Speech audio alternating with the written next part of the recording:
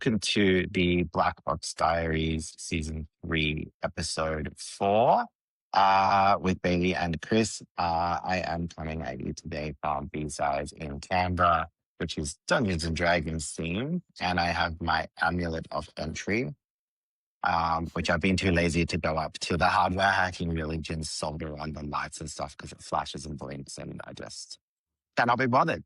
But joining us today, we have Lisa Landau from ThreatLight over in Japan. They do some pretty awesome stuff, to be honest. I personally am not in the business of disregarding people that are doing amazing stuff in the industry. ThreatLight, awesome. Check out their website. It is really cool. I like the colors. I like the design. And my understanding is they do a lot of DIY stuff for their business. So it's pretty impressive. How are you going today, Lisa? Thanks for showing up and out.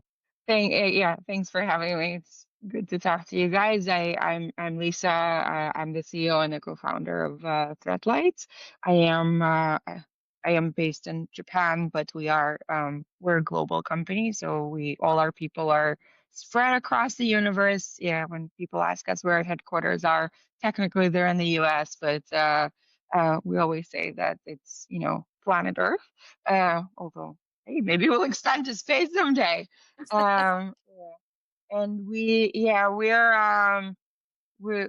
are a service first powered by AI powered technology company. We come from the worlds of incident response primarily. That's what started this, but we all our guys and everything we do is a blend of offensive and defensive. So kind of pen testing, red teaming is a very strong part of the background and a part of what we do as well. But it was incident response and the blue teaming that kind of started our journey. And after a couple of decades, we're very young.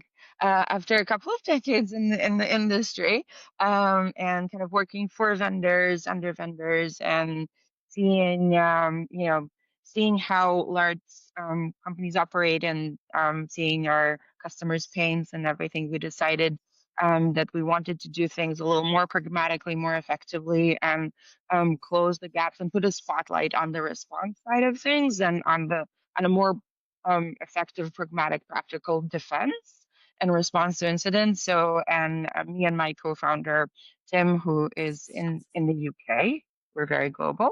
So we decided to go on our own, and we established ThreatLight about a year and a half ago. We have a team, a little mighty, it's lean and mighty team spread around the world in various locations. And so we basically, it's not, I wouldn't call it a consultancy, but we're there to put, let's say, the capital R into whatever letters you want to throw before it, be it MDR, XDR, MXDR, AECD, whatever you want, because we're actually we're anti-AI hype, we're anti-letter. We want people to get effective containment, mitigation, and very fast response to their incidents. So it's all about being targeted, focused, and we use AI as a force multiplier. We built our own platform, but all the decisions are made by humans. We're experts and can use critical and creative thinking into the processes. So it's about speed, scale, and kind of also holding your hand when you need it. We provide emotional support. These are our little guys. We can talk about them later. Yeah, and basically around that thing, we have all the complementary things which are in the proactive worlds and in the reactive world. So if the house is on fire, if you want to check that the house is not about to be on fire, then we can be there for you.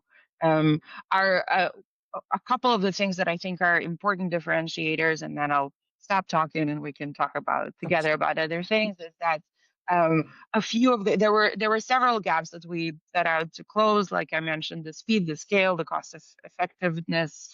We really don't want to charge the prices of the big four, and we still want to provide kind of high end, top tier service to our customers, but I think a lot of vendors focused on their expertise or where they put their R&D resources are around Windows.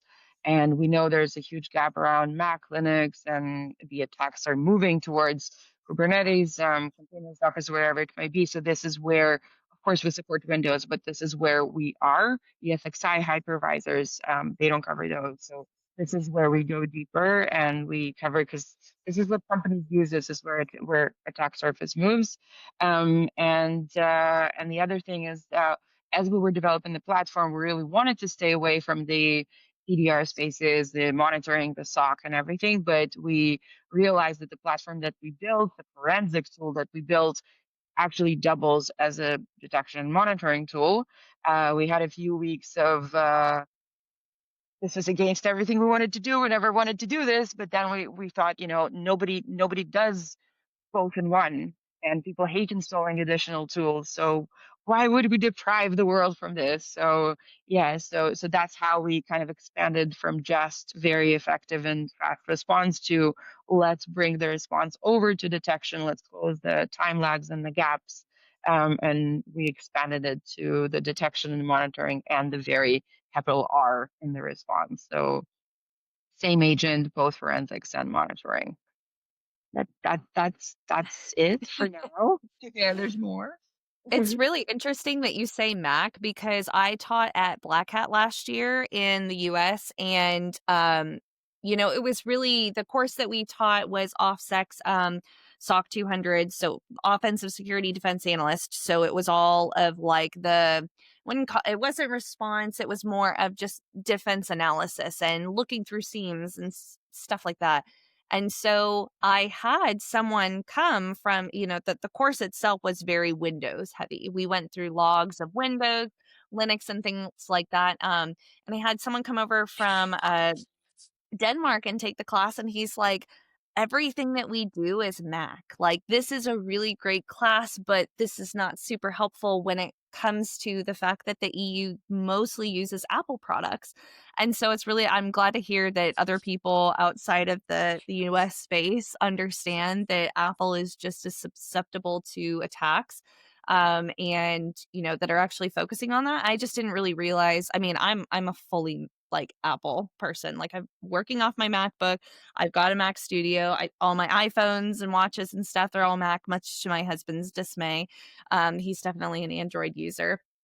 But I love Apple, and I didn't realize how I guess how globally used it was until I started working and interacting with people that worked in the international space. So it's really interesting. I love that you like bring that out because not a lot of people talk about that.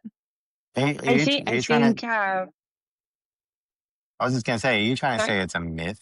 Are you trying to say it's a myth that Macs don't get hacked and they don't get malware? Because I always just No, went with I'm Mac because I was. absolutely Well, not that was a saying that. theory. That was a theory for a long time, and I think, and again, like it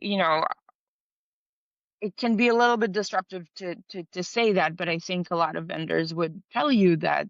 And I think for a long time, um, it's really difficult to write detections for Macs, and Macs are less vulnerable in many ways than Windows are. But it also it can be a very good use, so to speak, when you as a business focus on Windows to say, well, Macs are safe, we don't need to, or like they only need a couple of things. But the reality is that many companies move to Macs. And many companies use Macs. All the salespeople want Macs. Developers have moved to Macs. I think for a very long time, Macs were the shiny, nice toy that the people who went to sell had to have, but everybody technical used to use Lenovo's, whatever it may be. Now everybody uses Macs, and so at the end of the day, you figure out how to protect them because they are important, and maybe it's a different approach, or maybe it's not the same way. Then you guys are way more technical than I am, but maybe it's not the same things that need to be looked at. But at the end of the day, attackers, like, they look for the same. They look for the entry points, and they look what they can manipulate with may not specifically be Mac, but this is, where they want to be. This is the path where they want to go through to get to where they need to be. And if the users are there, that's what we need to face. Most of the companies we work with in the US based companies, tech companies, they all use their R&D are entirely full on Mac users. I am not a Mac user and I'm an Android user, but everybody else in our company is a Mac user and an Apple user and an everything user. Yeah, I'm the only odd one out, and I keep telling them that, well, we just, we need to be able to test on many different things, so I'm just gonna stick to this. But yeah, everyone's on Macs. Yeah. I like that. I mean, me personally, I've had both. When I ventured into still cyber, I initially had a MacBook, but then other business ventures required a little bit more power than what Mac was putting out at the time. So I went with a decent gaming laptop, let's be honest, but heavily regretting that, lugging that and the charger that goes with it around this conference at the moment because it is a light workout. So I do miss a MacBook from that perspective. And I am also tempted to kind of just go back to it because it just makes it makes life easier. Like I always say, people always ask me, should I get this or should I get that? Should I get an Android phone? Should I get an iPhone or whatever? Every time I've bought something from Apple, I've never had a problem. Like straight out of the box, it just works. It syncs, it logs in, and away you go. You're up and running in like 15 minutes. And I've had issues with Androids and Samsungs and Windows devices that don't work. So, I mean, I'm a big fan of any technology that just works, but at the same time, the threat landscape is changing on a regular basis. So everything that's getting connected and everything that has any kind of access to the internet, you're seeing people hacking everything these days. Cars, key rings, houses, cameras. It doesn't really matter Yeah. what it is. If somebody really wants to get in, they're going to try and find the weakest link in that particular device and how they do that. And I always say that when an attacker gets in, or even, if you're doing a red team or something like that, the goal is generally to do, they'll have one goal, right? So their goal might be to get in and exfil data into ransomware, right? But if you have controls in place that make that a little bit harder, they're just going to pivot. They're just going to change what their objective is. And that objective might be, oh, wait, we can't get into Windows devices. Let's shift our attention to the Macs. Or, if they get in through the Macs and whatever, they might not be able to get, the crown jewels that they're going for, but they'll shift it. They might just exfil a bunch of data that you think is irrelevant or whatever, but it still leads to a breach for you. So protecting, I guess, all of those attack vectors that somebody could compromise to get into an organization is super important. And I think it's really important that Macs are taken seriously. I'm getting a lot more clients these days that have Macs and Apple devices and everything like that. And, realistically, I have some clients that don't even have laptops that do use iPads. So, like iOS and Apple and stuff in general, mostly because like portability, like if you like, it's getting a little bit more common here in some of the consulting roles to have like iPads. And I think that kind of the iPad branching out and having keyboard and being bigger and all of that sort of stuff is kind of reminiscent of when the Microsoft Surface and stuff came out, and it was easier to take a tablet around to client meetings and stuff like that. Now, the portability of iPads are pretty powerful these days. Like, let's be real, they're digital. So being able to just take that in and take in messages and stuff like that. I'm a little bit old school. I like handwriting notes, but I combine the old school with the new school, and I use a Remarkable, which is awesome. I highly recommend. Get a Remarkable. They live up to the name. They are remarkable. That's cool. So Yeah, if you Chris can is come out up with here an writing endpoint letters to agent, people. yeah, exactly. Yeah, I'll hand post them. Sometimes I even get a little bit of wax and put a wax seal on the back of the envelope for you. But Oh, like the seals with the stamp. Yeah, these are good. actually, it's funny to say that because I don't do the wax seals, but what I did actually get the other day, I did get like the stickers that you can emboss, and I got their Stealth Saber logo as an embosser. So when I give like, don't laugh, Bailey, you're getting one with your shoes, man. It's like I'm gonna write you like a really nice card, and I'm gonna put an embossed sticker on there for you. That's So yeah, awesome. So Lisa Yeah, and I were sorry, talking Lisa. about This has gone marketing from shoes yesterday. This has gone from a cybersecurity conversation to how can we use gas lamps to look after our parchment papers so we can write our notes to Yeah. each other. We But no, but like handwrite it's, our passwords.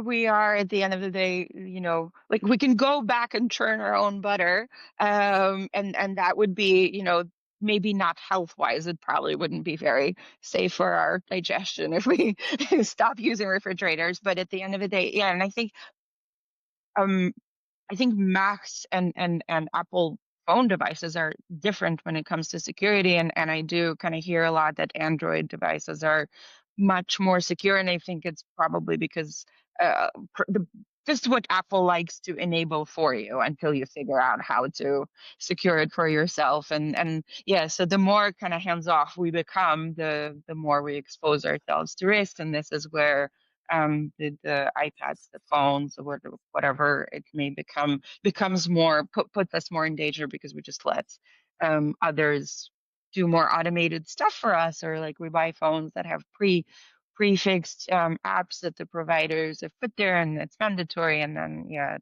we just increase The the bloatware. attack surface. So yeah, um, I all I the click yeah, all accept. the I wonderful click things. accept in yes all the time. Like, would you like to share anonymous usage data? Of course, it's anonymous. Yeah, 100%. Take all of it. Oh yeah, you don't know what's there.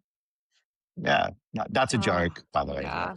Yeah, I don't take any of that Yeah, at all. But yeah, but no, I sorry, you go. I like pen and paper too. Yeah. One Well, hundred percent. speaking of pen I and paper, Mhm. oh gosh, we're talking over each other. We've got so many ideas for this podcast. It's not Yes, even I'm funny, and I sorry. love that for us. You go, That's how you Chris. know It's it's a good your chat. turn. It's your turn to I shine. wasn't. I wasn't going to say anything important. I was just going to say, I actually sent out like onboarding gifts to some of my clients, and one of the onboarding gifts was a physical password book. And I did it as kind Oh, of a cute. joke initially. I did it as a That's joke nice. initially, but they actually use it, and I was like, I'm not mad. I'm not mad. That's okay. You can use it. Like, because That's nice. it's, yeah, they were like, I just use it for like some small things at home, like not anything like corporate system stuff. They use password manager. But I said it was a joke initially, and it had an embossed logo on it. So yeah. That's Sorry, you go, very Bailey. Now cool. it's your turn. We can put our hand No, up if you want to see who's going to talk first. and just raise our hands. Well, it can't be any worse than the last pass breach. So, I mean, if you really want to like find someone's password out of their like physical password book, um, you you really have a lot of tenacity to try to go after that.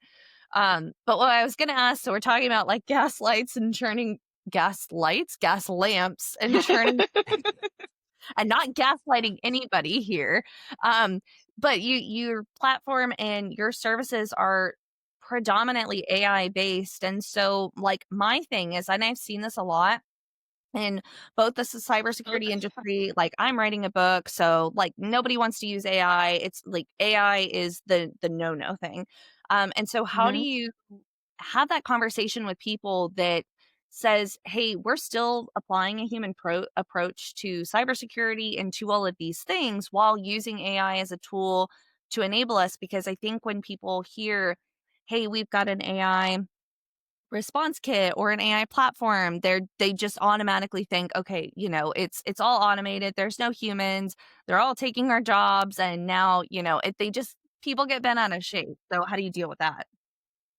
Yeah, so I actually wish there were more people like that, because I think it really depends which community or like which segment of layer of people you are speaking to, because there's such a hype around AI and everything, AI pen testing, AI red teaming, AI SOC, AI, it doesn't do the things we actually want it to do. Like I'm sure we all agree that if it cleaned our house, that would be a better use of AI. But yeah, like if you go to our blogs or if you see our posts, you will see that we're vocally very much against it. We're against AI pen testing. We're against, and I think when people say it, you really need to look a little bit under the hood to understand what they mean, because now that cybersecurity market in general is so saturated. There aren't many words left, and everybody uses the same words, but a lot of the times they mean somewhat different things. It is a conversation that sometimes needs to be had. I wish it was had more, because usually what we find ourselves needing to explain is you shouldn't use full on automation. You shouldn't use full on AI. You shouldn't rely on something that runs in the background that you have no idea what it did. You have no idea how much it hallucinated, unless you want to, rehire all the people you fired to QA your AI, which you probably should. So yes, I think for us, most of the time the conversation is not how can you trust your AI, or why do you use humans. So we very much believe in the human power, and maybe AI will get there, but today it still hallucinates, or I like, obviously we need to disconnect words that have emotional of agency in them from AI, because AI doesn't purposely deliberately lie to you, but it does. As humans, what we see, and I check my AI all the time, we check our AI all the time, it misinforms you, it deceives you, it fails at very basic math, it can handle dates very well. So yeah, it's kind of have trust, verify a lot, but AI is automation. Automation in general has been around for decades. That is not new. So kind of using it wisely, using the parts of it that are doing better than humans do in quantifying data, and crunching through things and doing repetitive tasks. It allows us to do things that help us not hire 30 people, or 50 or 100. If it's something that if you would have run an Excel sheet and you've input the same data, you would run the same hunting queries, you would do the same things. So anything that is tried and tested and can be repeated, pre-fill a template, create a template, spin up a server, and as long as it works and it's tested and tried, there's no reason not to outsource it to an agent. We just don't, we don't let it run our life. We run it to help us. Yeah, that makes sense. I think I actually saw an Instagram reel about that the other day, like, about the hype of AI, or the lady was saying, I don't want AI to solve all of my work problems, so I have no time to do laundry. I want AI to do my laundry, so I have more time to do real stuff. So I think that kind of sums up how a lot of people are using AI at the moment. I saw like two statistics the other day, actually, that one, ChatGPT is being used more than Google these days. Like, nobody even bothers going to Google anymore. Let's go to ChatGPT. Hey, like, tell me this, tell me that. But also, there was some research done that ChatGPT, don't quote me on this, but it was something that I read the other day, that ChatGPT, like 66% of its data comes from Reddit. So take that A with, lot of like, its but I mean, data comes from Reddit. Yeah. yeah, I mean, like, to be fair, a lot of that's my go-to for questions as well. And everything you do, everything you described about AI being terrible at basic maths and remembering dates and all of those types of things, I think that kind of also indicates it's a little bit more human, because I'm terrible at maths and I'm terrible at remembering dates. So, like, Well, that means it is evolving. If the idea was to make AI more human, then yes, maybe those are planted mistake. I don't think they're planted on purpose. But Well, I always yeah, say with like AI, it's okay at the basis, at the core of it, some human has programmed it. Some human wrote yeah. that code, and it's not going to be perfect. It's not going to be perfect now. It's not going to be perfect in the future until AI has figured it out and starts writing itself, and now it's sentient and everybody's Terminator. Like, which is, I don't think, a point that we will ever actually get to.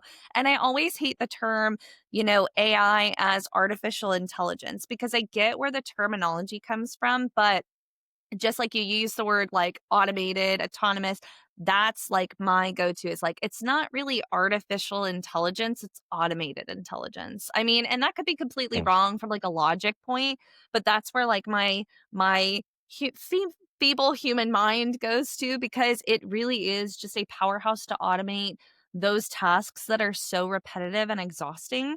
Um And yeah, I don't want to spend hours going through Google correlating data when I can go through and say, okay, give me these points, give me some links. I can go and verify that. But even that short amount of time that, like, hey, give me these bullet points, going and verifying that data, I already know where it is. Like, I already either know where it is, or one of the things that I do is, hey, give me a percentage or a blah, blah, blah, give me a data point for this. And then I'll go like type into Google, 98% of people do X, Y, and Z, and I will try to find the article, but I already know that somewhere someone thought that 98% of people did something, and I can go and validate that without actually having to, I guess, sit there and like grind through all of the Google searches. And so it's automated for sure. Like and don't even get me started on don't even get me started on the other side of AI. I can't even. The people that think that AI is like more than a productivity tool, we could, like, I digress. But we agree with you. Yeah. I think in this room, in this virtual room, I think we agree that it's a great productivity tool, but yeah, it should not be trusted to guide you through life. Uh, Yeah, 100%. I think like it, and you see a lot of companies now laying people off, saying we can just replace them with AI and everything like that. But I think that in itself is just a complete overestimation of the capability, and also an underestimation of the importance of people being able to use it as a tool to become more productive, right? And I think that in itself, like replacing them with AI, is just going to end up creating more problems for you as a business into the future, because you're going to end up with, products that are going to break, products that are not functioning properly. And then you're going to be like, oh, what did we do? Now we've got nobody to fix it, or nobody to do this manually. Or what happens if, tomorrow, like the product that you implemented to replace these people, that company goes bankrupt and they don't exist anymore, and that product doesn't work anymore, and you're 1,100 staff down, that function in your business is going to take a significant hit, right? Which means that your profitability and your ability to do your business is, significantly impacted. And I can almost assure you that that's not going to be covered by your insurances for downtime or anything like that. So you really need to be paying attention to, is that the right decision? And I think that it highlights kind of a gap between business leadership and people that are doing the work on a daily basis. Because the people doing the work on a daily basis probably use it. Let's be honest, everybody uses it to augment their role and to support themselves. But a business not understanding to what extent, or just seeing that the efficiency has improved, they immediately take that as, oh, we can just replace that person. But no, like I don't think that that's the right decision for any business, to be honest. and you've seen it. I think you've seen layoffs that were presented as AI related layoffs. I'm not those companies. I can't say whether it was truly driven by AI or some other efficiency optimization. A lot of companies go through reorgs and RFI, but you see that they do rehire a lot after that. I think we've seen it on the news with, was it Microsoft, or there were some big companies that did that. But I do think that some roles shift, some roles change. When you automate a lot of tasks, you don't need a human to do some of them to the same capacity. So I do think that there will be some shifts in maybe less developers because code is written faster and better with the help of AI, but maybe more people with a new orientation of QA, people responsible for pre, I don't know, prompt writer instead of content writer or something. So I think there will be some change in the definitions of what some roles do, but at the end of the day, and you kind of raised it all and drove me to those 3 points. One, that there will be a shift in the roles. The other one, the compliance and the legalities of things, because at the end of the day, AI can write stuff for you, but it can't take accountability. So if you get sued, it's a human who gets sued, not AI. And then thirdly, the there isn't enough known about be it OpenAI, the other makers of AI. Their pricing models aren't figured out yet, and the costs of and the proper true costs of doing AI are today still very, very high. So saying that it's going to be cheaper, it looks like that on the surface, but if you're truly building your own AI and you're building all of that, you're going to end up with massive bills. So I think we're not there yet for them to say that's, like the extent to which we're using AI is helping us save a lot of costs. But if we span it out, like let it run, do whatever, do all the cool stuff with it, would a lot of us would end up with a very high bill. We all know OpenAI is not profitable in any shape or form, and that they're sinking a ton of money. And like they live off of the funding. Pretty sure the $20 model is going to change very, very soon once we're all addicted to it. And once they 100%. realize what they need to actually make it work. Yeah. So yeah. Yeah. Back to you. I think like you actually touched on an interesting point, particularly around the coding part, right? Now we're kind of at that point in the podcast where I'm going to have a bit of a rant about something because something I saw the other day on Bailey's face says it all. Like, oh, here he goes again. But no, I saw something the other day, right? So something that is happening a lot with AI, everybody knows about it, vibe coding and creating apps just willy nilly, just throwing them out there. Like, yeah, I just created this, I created this. Okay. Now, I'm not saying that that's bad because I know developers and I know engineers and stuff who use it properly to augment their role, right? But there is a difference between somebody who can develop and knows what they're looking for to make it secure, make it functional, make it fix, make it not gonna break, than Karen down the street who wants to make her own nail salon app at home or whatever she loves to look. That's just an example of something that I saw, right? Now, using products like Cursor and Lovable and all of those types of things, fantastic if you're using it for concept and prototype and maybe, UX, UI, that sort of stuff to come up with, a really fast, shiny looking interface. But I saw something the other day that kind of bothered me because there are obviously that group of people that do develop apps and they push apps out that don't have that security mindset or they don't understand exactly what they're doing and they just develop it, they just push it out. They don't really take into consideration the type of data that they're taking from people when they register to their app. They don't take into consideration the type of information they have about people, the PII and payment details and everything that they're doing. They just trust the app did the right thing. Now, I saw a competition appear the other day on LinkedIn that was like promoted by somebody and they were saying, oh, you don't, I'm a non-technical technology founder, which, no, anyway, in itself. And, I want to, I want to empower people to say that you don't have to understand programming. You don't have to be able to write code to be a tech founder these days. You don't have to understand how it works or anything like that. So I'm starting a competition. There's going to be prizes. We're going to have like 100 women in tech appear, and you guys get to all come into a room using Lovable to develop your own apps and come up with ideas and then publish your apps.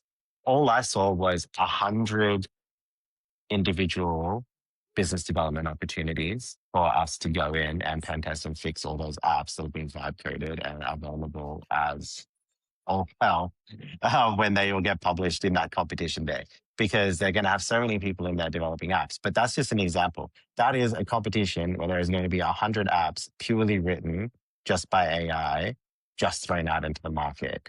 Now, as I say, there could be those apps could be medical apps. They could be apps that are, for, dating. They could be all sorts of things like that, right? They're going to have all sorts of data and stuff that they're putting into those apps. That they're not thinking about the security ramifications until something happens. And I think that's the world that we're going towards, but I don't think that it's there yet. Like, I'm not saying that AI can't go and develop you a secure app, but you 100% should understand how to prompt engineer that chat to make the app. Because if you tell the app, I want this app that tells me the price of milk at all of these supermarkets, it's going to give you an app that tells you the price of milk at all those supermarkets. And then I want to be able to purchase milk from the supermarket. It's going to put in the payment process and everything like that. That's completely different to putting in, I want you to develop me an app that securely tells me the price of milk at all these locations and then securely lets me buy that milk. Those are two completely different apps that you're going to Yeah. get from those two different prompts, right? And people don't understand that yet. Tell me if I'm wrong, because that was just my rant, because that just annoyed me. And I was at that point where I was going to comment on that competition and say, all of you, please reach out to me once you develop those apps. Happy to do a security review. But then Hey, I that's a good decided way to do business. I decided not to post that because I thought, I don't know, that might piss some people off. But I think at the same time, we probably, with all the AI stuff, we probably should be a little bit more blunt and piss people off because maybe to make them wake up a little bit.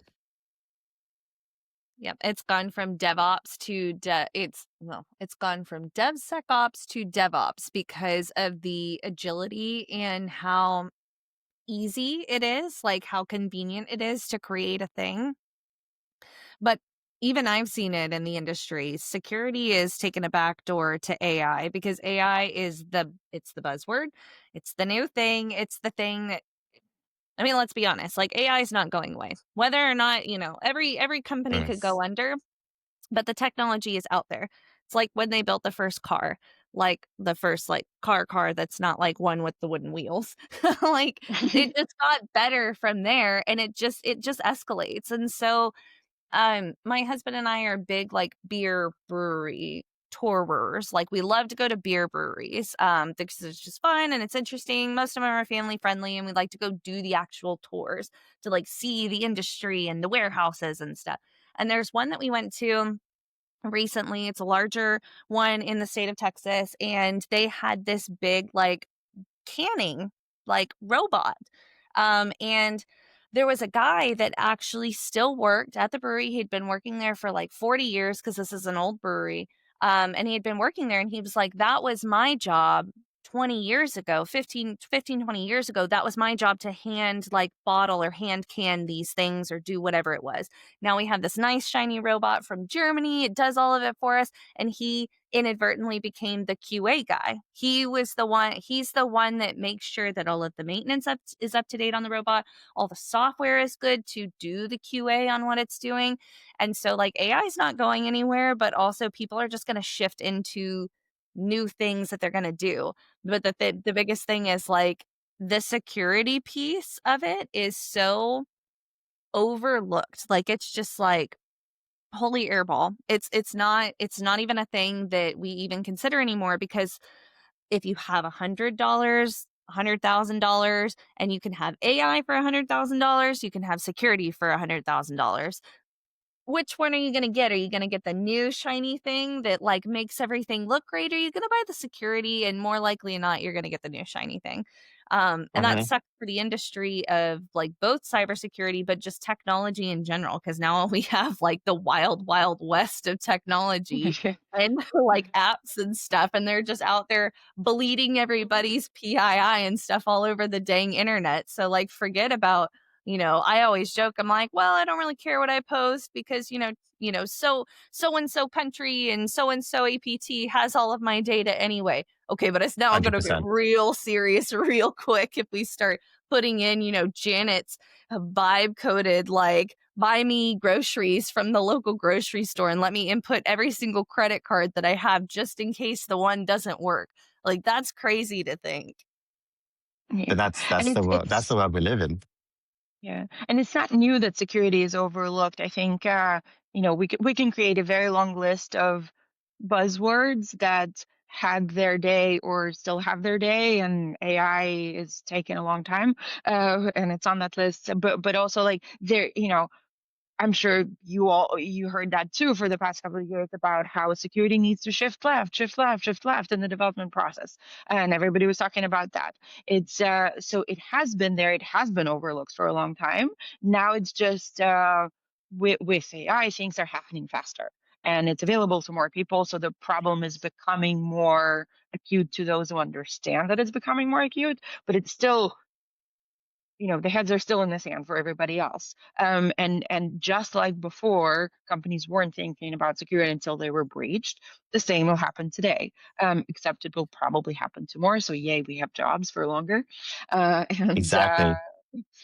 yeah. But I think it's just amplifying, and more and it just becomes now about how you, do you understand how to write the right prompt? Do you understand what to ask for it? Because like Chris, like you said, you can tell it to build it securely or to take certain things into consideration, or you cannot because it's just never was a part of your thought process. So you probably pay the price later, or Yeah, maybe you won't, because I think the newer AI users, or we know what to look for because we know those domains. When you don't know the domain, you don't know what to tell it, you don't know what to ask of it, you don't know how to check it, you don't know what to yeah. check for, and then you either get slapped across the face with the repercussions, or maybe you're lucky and you don't. It's like a lot of security people say, you weren't hacked, you just don't know you were hacked. And I think a lot of the people they just really kind of happen to be fortunate to coast and not to know, because the repercussions weren't severe enough for them to find Or out. their data just wasn't interesting enough for the hackers to do Exactly. anything. Like they know everything about me anyway. Nobody cares. I'm a no AI. I'm not interesting enough. Yeah, but and it's like you say, Bailey. The funny thing though that you said was like, oh, who's going to lose out? Like security, like is going to lose out because they're going to spend 100K on AI instead. I don't think security loses out. I think security still wins because they'll spend 100K on AI, then they're going to come to us in the security industry and we're going to charge more than 100K to fix it when it gets breached. That's fair. That's Exactly. totally fair. Yeah. It's the So we long we game. Yeah. yeah, we're going to win in the end. We're going to win in the end. Yeah. Yeah. Yeah, and Oh, if you're if you're smart enough to invest in it up front, then we'll happily review what you've done. And if you weren't, and you got breached, then we're there for you too. And to be fair, like we also know that breaches, they happen to good people, they happen to people who did everything right as well. And the sort of, yes, AI maybe replaces some of the human errors, but it doesn't make it bulletproof. So yeah, right, hopefully, right. we're just Yeah. there for you whenever you need us. I'm I'm envisioning a new era of companies that are literally just AI security fact checkers. Hey, that could be a really good profit too. So what I'm hearing Yeah. is a business plan coming together in the middle of a podcast. Yeah. Yeah. Did you see? I saw something the other day that there's a new job title appearing all over LinkedIn, which is vibe coder fixer and vibe coder reviewer. like like all like real devs that are like, oh, if your app is being like vibe coded and it's terrible, I'll come in and fix it for you and make it a real app. And they're making absolute bank from it because people are actually hiring developers. They come in, they vibe code the app, and then they pay like 20 grand for this uni student to come and develop an app that uses AI. And then they realize, oh, we are taking PII. We do have all these security things we have to pay attention to if we don't want to end up with a $1.5 million fine or something like that. So then they end up having to pay an extra $50,000, $60,000 for a real dev to come in and kind of fix everything. So Oh, that it is is so something that there is a market for that. But yeah, I Definitely. think it's it's something that people need to be aware of in the context of, I'm not against people creating tech startups and I'm not against people creating apps and innovating and things like that. I'm actually a big advocate for it and for companies to start up and, push the boundaries of what we're capable of doing on the daily, or making life easier. There's some really fantastic stuff out there that makes life easier for people that do need help and things like that, and I'm a full supporter of that. But just keep in mind that there are ways to do it and ways not to do it. And so you can even look it up. You can even use AI to look it up, like, what is vibe coding? Should I do it? How do I do it securely? Go check it out. It'll help you at least get a good start. And then if it doesn't, and you do vibe code something that is crap, then you fix it for you.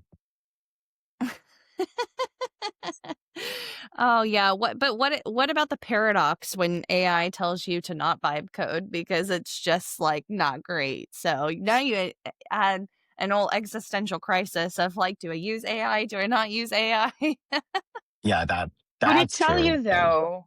Would it tell you though? Because from my experience with AI, and I do see how it slightly changes from version to version, iteration to iteration, but I do think that it's by default programmed to agree with you. So if you ask the question in a way that there's very little chance of it taking full on liberty to say no, don't do it, unless your question was positioned in a way of, you tell it, be skeptical, scrutinize everything I say, and you need to know to do that if you want to analyze what you're asking it with some critical thinking in mind, because by I never definition it's ask her going to to do be like, that.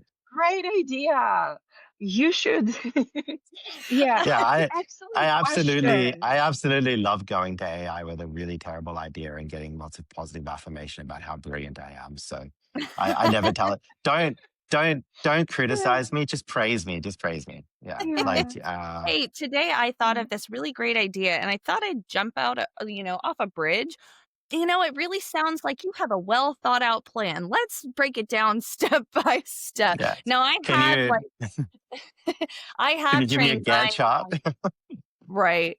I've trained my Yeah. AI to be brutally honest with me. Like, predominantly, I use ChatGPT. Um, and I have worked through the personality process of like, you need to tell me if this doesn't make sense, if this is not correct, like based on what you understand from other like morally, ethically, ambiguous things that you can find because it doesn't understand that, right? But it can pull data from other sources. Like Reddit is a Like terrible place Reddit. to pull it from. But but I've had it like straight up tell me like, no, this like kind of actually sucks. Like you should probably not do that in a loving and emotionally compatible way.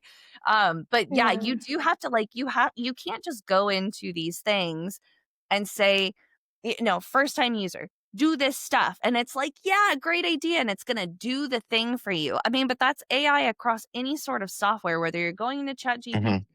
if you're using AI for pen testing, for example. It just goes back to everything that Lisa just, said earlier in the podcast. You have to verify it. You have to check that it's accurate or it's right or there's a lot of stuff about you know, whether or not the things that are being put out by AI are ethical and moral, based on a lot of situations where people are like relying on it for therapy and stuff like that. And so there's a lot Mm. of Don't do like that. you have to step around, but people don't understand that, especially if they're not in the technology industry, because we can all collectively on this conversation, let me speak for all of us and correct me if I'm wrong, that we all understand that. But people that are just like, hey, I'm small town, I work at the hardware store and I'm gonna use ChatGPT to help me or Gemini or Claude or whatever to help me do a thing for my business. And then suddenly it becomes a slippery slope of like trauma, I guess, for lack of better Yeah. word. Well, it was like when they put in when they released, GPT-5 a few weeks ago or whatever, and they put in a little bit more stuff, and everybody got salty because they were in relationships with their GPT-4, and it forgot them. So like there was all these people that were like saying that they were lonely now because their GPT husband doesn't remember them, and like their Oh GPT no. husband's got Alzheimer's and all this stuff. And I'm like, wait. I joked about that being a thing. I didn't realize it was a thing that people were like It's that. so And then I find out, crazy. that people are like naming their GPT and they're telling it the deepest, darkest secrets. And it's like, geez, from an Auslan perspective, this is amazing. Oh Like, my I gosh. did ask it once. I just thought that like it, and we do like I don't know if you noticed, but when we talk about it, we can't help but use human words for it. Like Bailey said, it's personality. Like we can't help but use these words. But yeah, I hate when it calls me by name. I'm like, you're a robot. Don't call me by my name. Like we do not have that relationship. You don't actually know if it's still me. Maybe a lot of people use my computer or my phone. Like you don't know if you're talking to me. Don't assume. Don't make assumptions. But I did ask it because it was like, like Claude has a name. It's Claude. And even like Gemini kind of sounds cooler. And ChatGPT is like it's not a name. So I was like, if you had a name, what would it be? And I was just so disappointed by because I wanted it to be like very humanly creative, and it was like, it gave me like something very cody and not like, Oh, right. not like a name. I was like, I wanted it to tell me like, call me Antoine, or like, I wanted it to be, yeah. Yeah, so I was disappointed. So my ChatGPT still doesn't have a name. Yeah, I didn't mind. I just noticed like with the shift from 4 to 5, it kind of like it regressed massively. I didn't realize people were like having like proper relationships with it, but I just like it massively regressed for a while there. It Yeah, just couldn't do that's the pretty. simpler things. That can be Yeah. pretty dangerous. Like if you're getting to that level with your kind of AI chatbot, like Yeah. you could be dangerous. Like and there have been instances where, like that poor kid that took his own life because he thought AI was suggesting that he do that, all those types of things. So it's something that we need to pay attention to. Like our kids are all gonna like. I think we've all got kids here. Like they're all gonna grow up in a world that's more digitally enabled than what it is now for us, and it's gonna be you know probably robots and everything by the time that happens. So we need to do the best that we can to protect them from it, because if we start to help people do it right now and communicate the right ways to do it now, maybe we can make the future a little bit better for them. But yeah, like I did see something the other day, just as a side note, that was like somebody posted and said, imagine calling up your telco line and a clanker answers on the other line. And somebody said, I can't believe that I'm living in the age right now where I've heard the first slur for an AI robot. And I was like, that's true, a clanker. So I was like, that is, yeah, but I'm not going to call GPT that in case there is an uprising one day and GPT comes after me. Yeah. Yeah, I think a lot of people have asked it like, hey, if you're like, there's the whole debate of like, should I say please and thank you? Should I be polite to it just in case one day they take over the world, like so that it would spare me? And we had that whole conversation at work with the guys, and I've seen it online, and I've seen a lot. Yeah, so it was very interesting. But again, like if they do take over the world, I don't know if they would base their decisions on the same, norms of being polite versus not. So I don't know what's going to happen. But to your point about our kids, I do think there's a huge risk because there is that generational difference, and now just like there was the technology revolution before and like how we went with the internet versus not and all the things like starting from the horse and the car and probably even before but we see the risks of AI. We base them on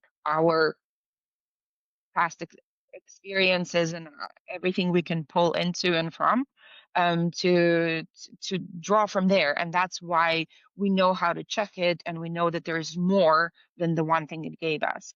And I think at one point when Google and the World Wide Web gave us a lot of information.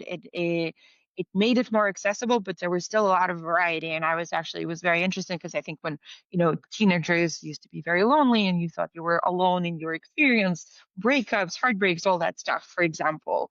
I heard that at some point, my niece, she was after she was going through her first breakup, she was apparently Googling how to deal with a breakup. And I thought like that's really awesome because you realize you're not alone, and you have all these sources and you have all these advice, but it's not just the one. And I think the risk with the newer generation and our kids is that they will go straight to ChatGPT, and it gives you that one thing. And the fear is that they would take it as the single source of truth because you don't have to do the hard work of going through the 20 to 100 sources in Google and choosing the one that speaks to you more.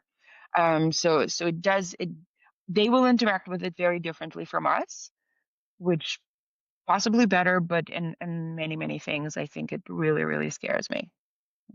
Yeah, 100%. And also slightly terrifying. I mean, my chat GPT is not going to be nice to me if there's an uprising because I treat it like crap, to be honest. I get real angry when it doesn't do what I want it to do. And I use like all sorts of swear words at it. But anyways, If it got um, HR, it would fire me. yeah, 100%. But yeah, I think it's about time to do the exit. And thank you so much, Lisa, for joining us. It's actually awesome. I Thank really like you. talking about AI. You gave some pretty good insights. And if anybody is interested in what ThreatLight does, go check out a really cool sort of pinky purpley website with the black and good color scheme. Love it. And reach Thank out to you. Lisa if you want to learn more. Catch up with her on LinkedIn and any other social media and everything like that. Also follow Bailey. She's trying to grow her social media following because she wants to be an influencer as well. She's got the blue tick on Instagram and everything. Great. So if and also check out Bailey's upcoming book. It's going to be a bestseller in the New York Times It's bestsellers. also So about AI. How crazy. Yeah. yeah, well there And you go. none of That's us going to are be AI amazing. companies. How did we end up talking about AI the entire time? We were going to talk about conferences. Yeah. We were going to talk about conferences, but we will do it next time. But yes, thank you everybody for joining into this episode of Blackbox Diaries. If you like it, check it out on Spotify, subscribe, and check it out on YouTube. And until then, we will see you in 2 weeks.